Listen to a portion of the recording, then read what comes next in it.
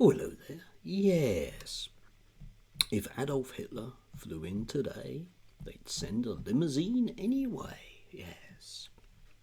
Sad news today about the loss of Jamie Reed. There is an excellent obituary in the Daily Telegraph, which I'd recommend everyone to read, which neatly encapsulates his life. He was one of those sort of towering giants of situationist movement of the 1970s. Bit of a fan of situationism personally, I guess.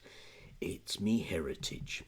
Anyway, further news today, as I thought there might be, on the Queen Fat Bottom Girls Young People controversy, and just thought we'd highlight this from the Daily Express. Fat Bottom Girls banned, it's woke gone mad, says Christopher Smithers, who, according to this piece, is a bit of a rocker, and you can see from his photograph that he's about as much of a rocker as I am. Actually, I think considerably less than I am, because I have that weird male thing of thinking I'm still cool, even though I'm basically got one foot in the grave.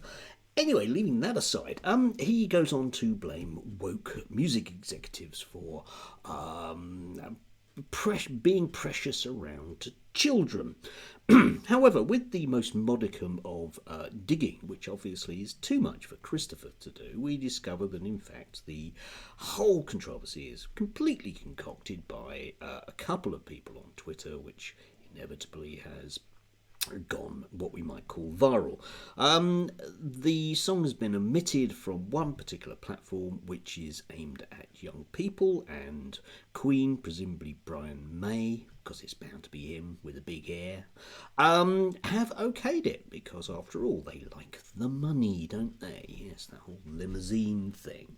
But this comes to a wider point, because if we actually read the lyrics of the Fat Bottom Girl, we get this. I was just a skinny lad, never knew no good from bad. But I knew life before I left my nursery. So it's a very, very young child we're dealing with here. Left alone with big fat Fanny, capital F, so it'll be a proper noun. She was such a naughty nanny, big woman, you made a bad boy out of me. Yes, very sort of typical of those kind of highly sexualised lyrics that we get from the 1970s. But the question I need to ask with my Graham Linehan hat on is, what are these people invested in? Why is it that they want to project this kind of filth at children? Christopher, Daily Express, GB News, et al. I think there are questions to be asked. Now, there aren't, are they? That's just farcical. But no more farcical than Christopher, the Daily Express, GB News, Graham Linehan, or anyone else that concocts such fantasies in their head. Anyway, do have a lovely Friday. Try and avoid those big fat fannies if you can.